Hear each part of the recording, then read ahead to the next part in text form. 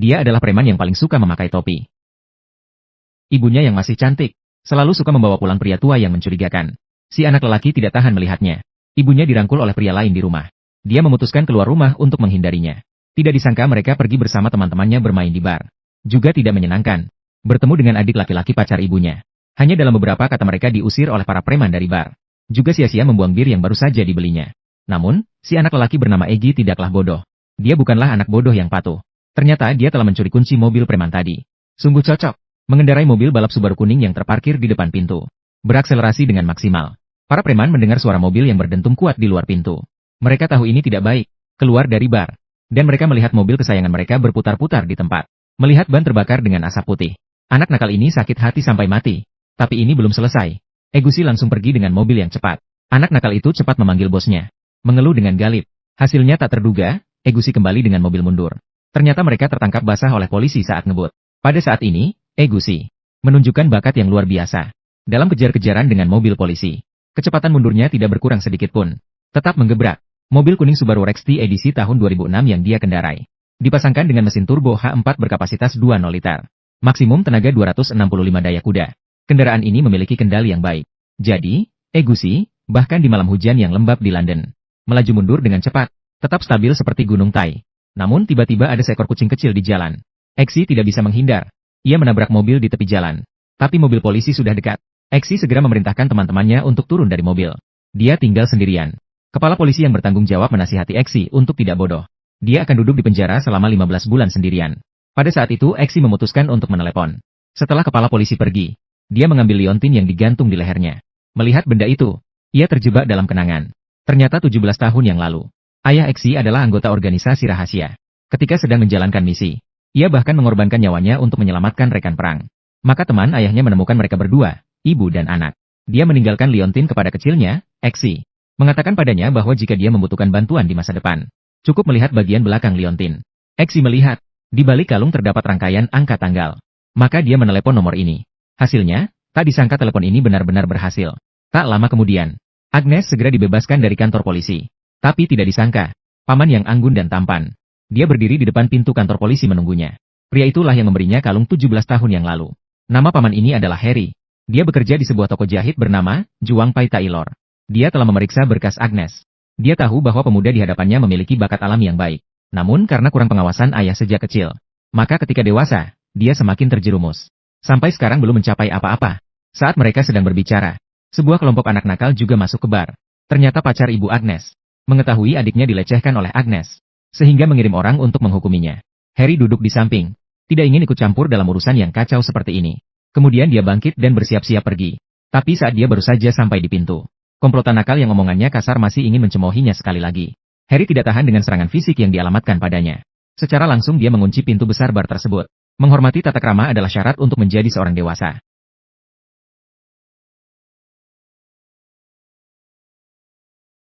Sebagai seorang pria berkelas, dia memutuskan untuk mengajar para nakal ini dengan baik-baik.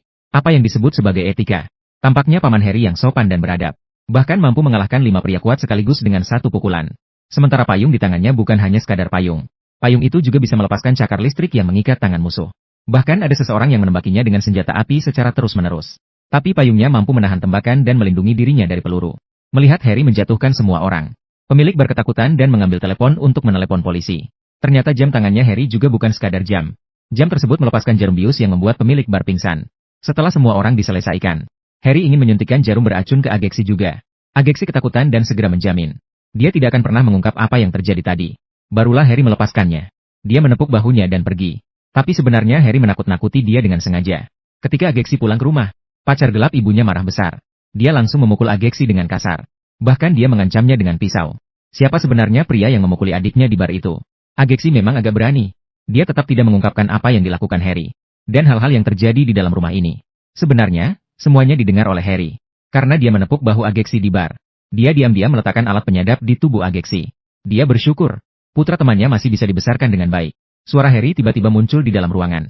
Pria yang membawa pisau itu kaget. Harry menyuruh Ageksi segera keluar. Pergilah ke toko kain tempat kamu bertemu dengannya sebelumnya. Ternyata di luar pintu masih ada beberapa anak buahnya. Ageksi melihat tangga bahkan diblokir oleh orang-orang. Dalam keadaan panik, ia hanya bisa menunjukkan kemampuan atletiknya yang luar biasa. Dalam beberapa lompatan, ia lari ke lantai bawah sebelah. Membuat beberapa preman itu hanya bisa melihatnya dari jauh. Ia mengumpat dengan keras. Ageksi menemukan toko kain yang disebutkan oleh Harry. Dan toko kain ini aslinya adalah toko jas custom lama Inggris. Huntsman didirikan pada tahun 1894. Itu adalah toko kain yang diresmikan oleh Ratu Inggris. Ageksi masuk ke dalam toko. Harry sudah menunggunya.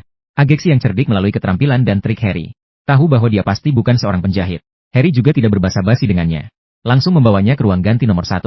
Terlihat Harry memindai sidik jari tangannya di cermin. Ruang ganti tiba-tiba berubah menjadi lift.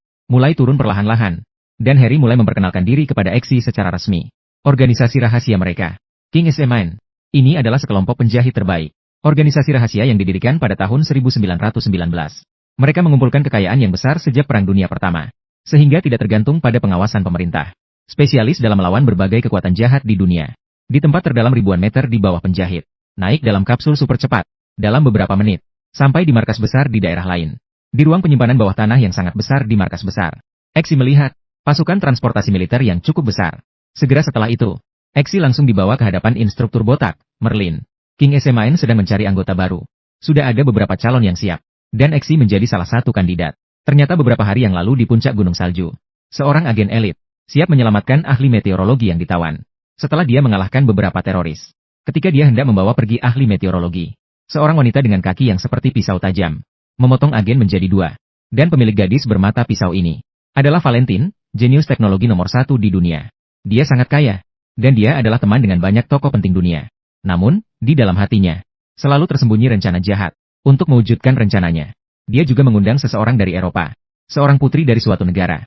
Namun, sang putri yang cantik, setelah mendengar rencana Valentine yang diklaim, dia merasa bahwa orang ini adalah gila.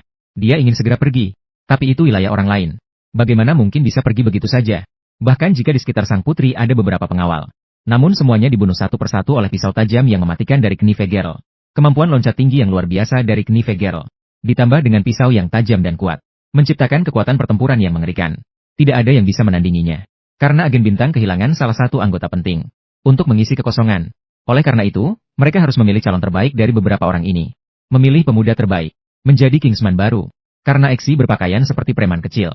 Jadi beberapa teman sekelas laki-laki yang lulus dari Oxford dan Cambridge mengejeknya sejak awal. Selalu mengejeknya dengan dingin. Tapi Eksi tidak peduli. Memang begitu. Beberapa gadis cantik di kelasnya cukup baik padanya. Eksi mengira ini hanya pelatihan biasa di camp militer. Tapi tidak terduga, malam itu ada masalah. Semua orang sedang tidur nyenyak. Tiba-tiba, Eksi terbangun dari mimpinya. Seluruh barak ternyata terendam air. Dan tingkat kenaikan air semakin cepat. Kelihatannya semua orang akan tenggelam. Seorang gadis berpikir bisa menyelamatkan diri dengan kepala pancuran. Kemudian semua orang berenang menuju area pancuran. Namun Agus tidak seperti orang lain. Dia malah berenang menuju pintu masuk. Dia berpikir untuk membuka pintu besar. Tetapi dia menariknya tanpa hasil. Pintu besar tidak bergerak. Sementara yang lainnya, semua orang memasukkan kepala pancuran ke dalam toilet. Mereka menggunakan struktur U-toilet untuk bernapas. Tidak ada yang datang membantu Eksi membuka pintu. Maka Eksi mengubah arahnya, menuju ke arah orang lain. Namun dia bukan untuk merebut kepala pancuran. Melainkan dia berenang kembali ke depan tembok kaca. Dia masih mencari cara untuk keluar. Eksi memukul tembok kaca satu persatu dengan kepalan tangan. Dan kali ini, dia berhasil. Tembok kaca itu berhasil ia hancurkan. Semua orang terbawa oleh arus air keluar ruangan. Sementara itu, instruktur botak sedang menunggu mereka dengan jam tangan di tangan. Ternyata ini adalah tes pertama. Saat semua orang merasa lega karena mengira mereka lolos dalam evaluasi, instruktur botak malah mengumumkan bahwa semua orang tidak lulus. Ternyata, di bangsal itu seorang gadis telah tenggelam. Dan Akeksi pun akhirnya mengerti. Seleksi pelatihan agen elit benar-benar serius. Sisi lain, Harry, yang mengantarkan Akeksi untuk dilatih, tidak tinggal diam. Dia sedang menyelidiki siapa yang membunuh rekan sejawatnya. Dia menemukannya. Dia kembali menjadi ahli meteorologi yang sedang mengajar di universitas. Dia menarik kupingnya. Dia mempertanyakan siapa dalang di balik semua ini. Tapi Harry tidak berusaha. Ahli meteorologi itu berteriak kesakitan. Kemudian, kepalanya meledak. Dia terpukul pingsan oleh ledakan tersebut. Dia pingsan setelah meledak. Harry melihat ada pembunuh lain yang masuk ke dalam ruang kelas. Cepat meninggalkan bom dan melompat keluar jendela. Namun dia tetap mengalami luka parah. Setelah diselamatkan kembali ke markas, dia tetap dalam keadaan tidak sadar. Agaknya Ageksi telah menganggap Harry sebagai gurunya. Sangat khawatir tentang Harry. Namun instruktur botak Merlin memerintahkannya untuk berlatih keras. Hanya dengan menjadi seorang agen terbaik yang sejati. Itulah yang akan menjadi penghiburan terbaik bagi Harry. Maka pelatihan Ageksi masih berlanjut. Merlin meminta mereka semua untuk memilih seekor anjing sebagai pasangan mereka sendiri. Ageksi yang tidak terbiasa dengan anjing. Dia mengira dia memilih seekor anjing bulldog. Namun pada kenyataannya, ternyata seekor anjing pug paling malas dan penakut. Orang lain membawa anjing kecil mereka untuk berlari jarak jauh. Sedangkan anjing pugnya tidak ingin bergerak sama sekali. Ageksi marah hingga ingin menggunakan senapan serbu M41 untuk membunuh anjing kecil itu. Menghabisi anjing kecil itu. Melihat bahwa tidak ada pilihan lain. Ageksi hanya bisa dengan kesal menjaga anak anjing ini. Masukkan ke dalam pelukanku. Seperti seorang ayah kecil yang membawa anak-anak larinya. Setelah belajar selama beberapa waktu, Agus datang mengunjungi Harry yang telah pulih. Dan anak anjingnya. Anjingnya juga dilatih dengan baik olehnya. Dan pada saat itu, Merlin juga datang menemui Harry. Ternyata dia sudah menyelidiki. Hari ketika Harry terpental oleh ledakan. Sebenarnya adalah pada leher ilmuwan cuaca. Terdapat sebuah chip mikro yang tertanam. Dan Harry secara kebetulan menyebabkan ledakan. Namun mereka akhirnya menemukan dalang di balik semua ini. Itu adalah Valentin, seorang jenius teknologi tinggi. Agus yang suka mencermati hal-hal baru. Tepat sekali dia adalah penggemarnya. Dia tahu bahwa Valentin akan mengadakan sesi peluncuran hari ini. Ternyata Valentin mengumumkan kepada semua orang, terima kasih sudah menonton.